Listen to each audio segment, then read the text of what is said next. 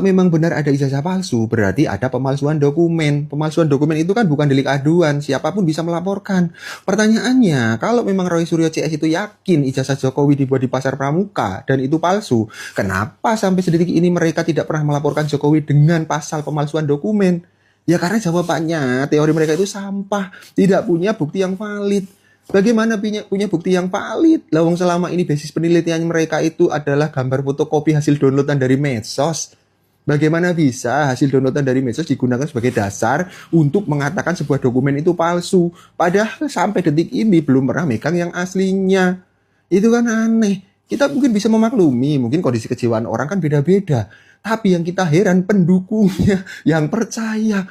Masa iya orang segitu banyak kejiwaannya juga perlu dipertanyakan? Dan gara-gara Jokowi Sontoloyo hancur semuanya.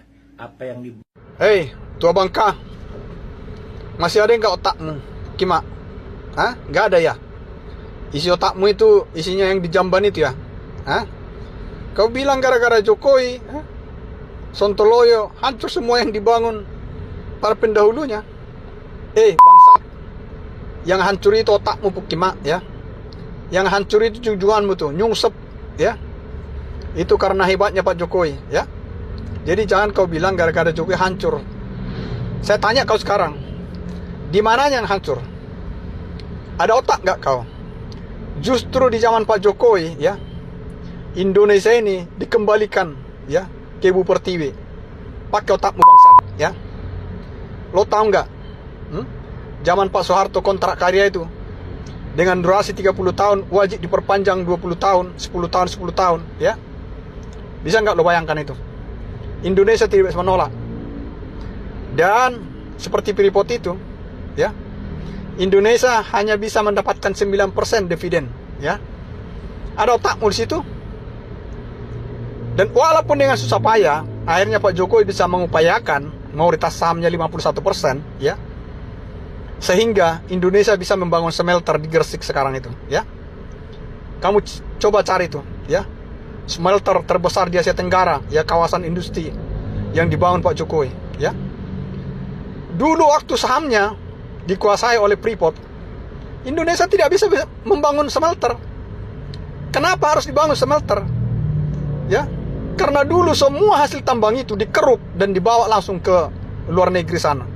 Ya, sekarang hasilnya itu dikeruk, dibawa ke smelter, diolah di sana menjadi bahan setengah jadi, ya, aluminium, stainless, tembaga, lain sebagainya. Ya, pakai otakmu tolol, goblok, ya. Kamu tahu? Blok Rokan, Blok Mahakam, ya. Semua blok-blok migas itu dikuasai Amerika, dikuasai Inggris, dikuasai Prancis. Chevron, ConocoPhillips, Total, ya. Dan lain sebagainya. Paham nggak kamu situ? Tetapi sekarang telah di zaman Pak Jokowi dikuasai oleh Pertamina, ya. Jadi kau pakai otakmu. Jadi jangan kau bilang gara-gara Pak Jokowi hancur. Hancur yang hancur itu otakmu.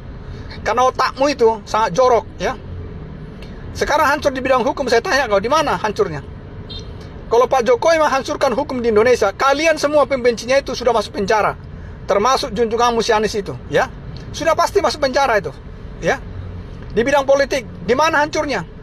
Semua partai bisa mengajukan calon, termasuk si Anies, ya. Yang walaupun dia sangat membenci Pak Jokowi, bisa maju menjadi capres, ya. Kalau politik tidak berjalan, ya, nggak bisa itu.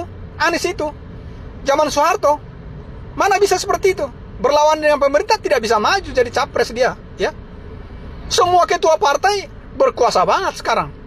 Jadi di mana hancurnya? Baik di hukum, baik di politik, baik di ekonomi, tidak ada, ya.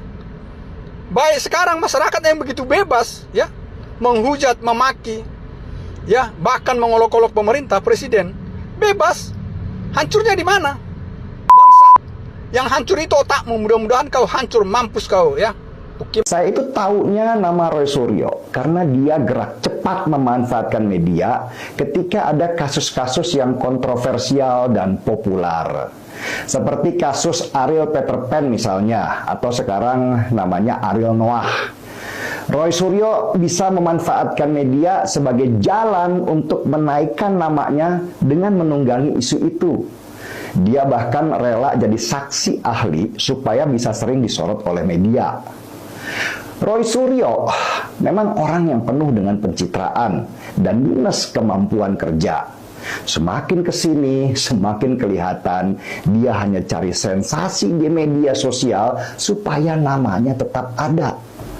Roy Suryo mengaku sebagai pakar telematika, yang banyak orang juga nggak tahu itu jenis pakar apa ya.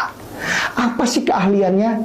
Membobol data, hacker, jago security di internet. Yang kita tahu semua, kalau ada video esek-esek viral di media sosial, Roy Suryo lah yang muncul paling depan seolah dialah ahlinya. Dan lucunya, keahlian dia sebagai pakar telematika itu seperti katanya ternyata nggak sesuai dengan jabatan yang akhirnya diberikan oleh Presiden SBY kepada dia. Roy Suryo diberikan amanah sebagai Menteri Pemuda dan Olahraga. Asli nggak ada hubungannya. Ada lagi kasus ketika Roy Suryo ditagih banyak barang yang dianggap hilang di kantor Kemenpora. Mulai panci, pompa, kamera, dan banyak barang perintilan lainnya yang katanya dia bawa pulang waktu sudah tidak lagi menjabat. Meski Roy Suryo selalu membantah, tetapi peristiwa memalukan itu sudah jadi bahan ejekan se-Indonesia Raya. Dan dia akhirnya dijuluki Mr. Panci, sebuah julukan dalam bentuk ejekan yang melekat sampai sekarang. Setiap kali Roy Suryo nge-tweet misalnya, jawabannya selalu kompang, mengingatkan banyak orang tentang panci-panci yang hilang. Isinya nih Bang Pitra aja atau siapa lagi nih Bang? Nah, Pejabat ini yang menjadi persoalan adalah, tapi yang saya lihat sebenarnya tujuan dia itu bukan hanya ke saya, tapi ke Presiden ke-7 Republik Indonesia, Joko Widodo. Karena di dalam video-video dia itu saya lihat 80% itu videonya, postingan dia itu terkait dengan Jokowi. Ya kan? Nah, Jokowi di situ dibuat dia sedang duduk berbaju pakaian putih tapi ditangkap oleh polisi Cina.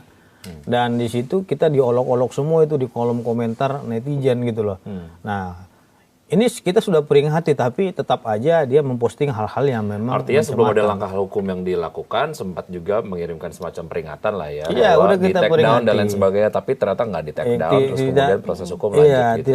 Tidak ditanggapi sehingga kita proses hukum. Tapi poin-poin apa sih Bang yang ada di konten-konten tersebut yang menurut Abang ini sendiri seperti mengarah ke fitnah gitu iya, ya atau ataupun menyalahi berbagai macam kaidah-kaidah meme yang ya walaupun memang nggak ada kaidah untuk bikin meme sih ya. Cuman mana poin-poin mana aja yang kayaknya ini udah perlu di Ya, Bang Wiki, saya melaporkan mereka itu dengan pasal Undang-Undang ITE karena barang buktinya itu dari dokumen elektronik akun Twitter dia. Nah, di mana saya melaporkan dengan pasal 32 dan 35 Undang-Undang ITE. Poin-poinnya apa saja? Ya terkait dengan manipulasi data. Ancaman pidananya 8 tahun pidana penjara. Nah, di manipulasi, apa yang dimanipulasi? Dia telah mengubah foto yang memang tidak seperti aslinya. Gitu, seolah-olah itu asli. Dan itu adalah video pribadi, foto pribadi saya. Nah, di foto itu ya, saya sedang berada di Polda Metro Jaya dulu, sedang menangani kasusnya. Itu dulu Roy Suryo. Ya, kalau nggak salah saya Roy Suryo. Roy Suryo dulu adalah klien saya juga. Gitu loh. Artinya bagaimanapun ceritanya, Roy Suryo pernah menjadi klien saya dulu. Nah, ada baju saya warna biru, ya. Di foto tersebut dijadikan dia menjadi video dengan menggunakan AI, ya. Saya itu tiba-tiba didatangin oleh polisi, ya, warna wajah biru, tiba-tiba ditangkap dan diambil. Nah, terus selain saya juga ada Luhut Binsar Panjaitan, ya. Ada juga Wapres, ya, Gibran Raka Buming Raka, ada Bobi Nasution, ada di situ Bahlil Lahadalia, ya, karena dia sedang tren juga, gitu. Jadi dia masuk juga gitu. Selain Bahlil, di situ termasuk Kaisang Pangarep. Resolusi 2026 Wapres Gibran yang tidak pernah lulus SMA baik dalam maupun luar negeri, tidak memenuhi syarat minimal SMA yang diatur dalam Undang-Undang Pemilu kita, maka resolusi kita 2026 adalah memakzulkan Gibran. Rakyat harus turun, people power dengan cara damai dalam masa yang banyak. Kita harus bergerak, 2026, rakyat bergerak turun semua, ratusan ribu sampai jutaan orang untuk meminta Ditjen Dikdasmen mencabut surat keterangan yang dikeluarkannya pada 6 Agustus 2019 yang menyetarakan sekolah Gibran kelas 1 SMA setara dengan SMK bidang peminatan akuntansi dan keuangan yang abal-abal itu. Dan kita harus menjadi pemilik, rakyat harus menjadi pemilik di Republik ini. Karena kedaulatan rakyat adalah kedaulatan yang tertinggi. Merdeka! Mereka itu menyesatkan. Menyesatkannya gimana? Aparat sekarang itu sudah nggak bisa dipercaya. Itu semua politisi-politisi yang baru muncul kemarin, termasuk para pembela ini yang dari pertama kali ngikuti ini. Dulu gitu. Bahwa aparat kita itu, polisinya sudah dikendalikan oleh Pak Jokowi. Hakimnya sudah disogok sehingga dia memenangkan pihak Pak Jokowi. Kan gitu yang mereka giring. Setahu saya kalau kita menghina polisi brengsek, polisi gobal, itu tidak ada hukumnya sampai sekarang menurut saya gitu. Saya nggak tahu kalau pendapat saya itu salah gitu. Akibatnya itu tadi, makanya saya mengusulkan ya ulangi kembalilah itu rumusan daripada kalau orang yang menyampaikan pendapat itu ya Pak.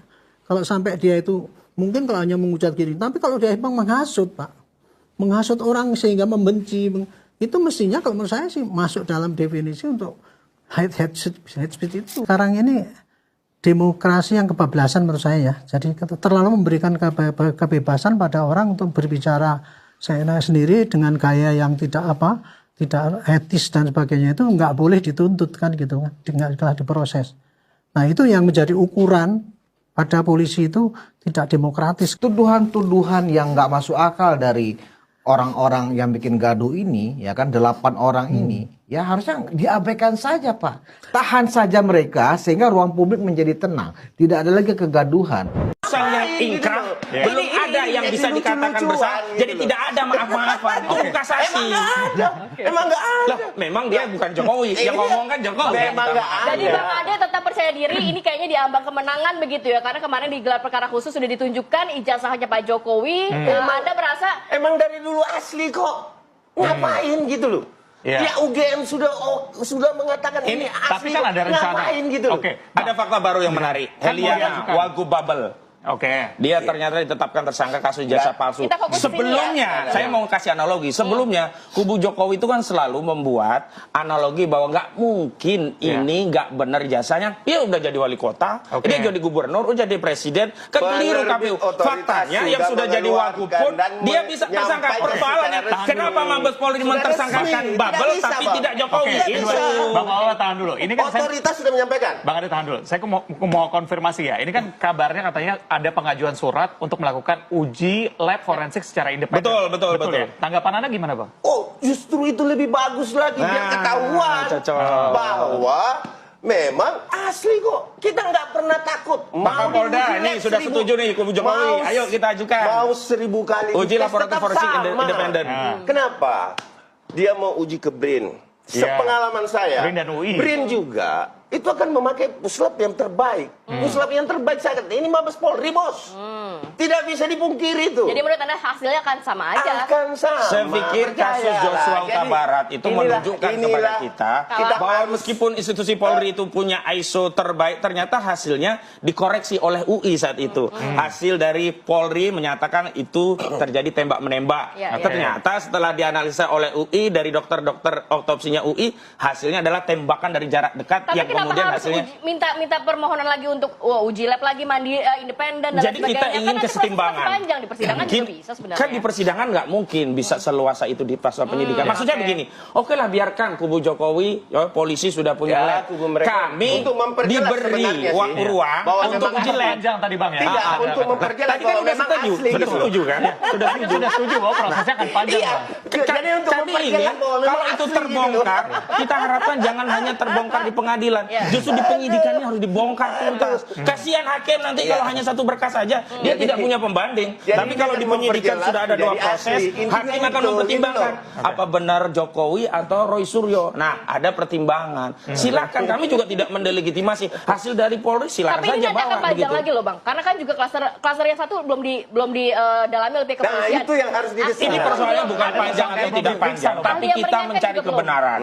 Kita ingin membuat rakyat semuanya ngerti bahwa masalahnya begini. Janganlah sampai karena kita ingin instan pendek kemudian kebenaran ditutupi. Udahlah, damai aja. Kan maunya begitu selalu Kopi Jokowi. Damai, kemudian tidak perlu diteruskan. Kita kembali, bukan dia yang ngomong. Kuasa hukum Jokowi berkali-kali mengatakan kita kembali menyatukan bangsa. Narasi kan selalu begitu. Nah, saya pikir ya harus rehat dulu.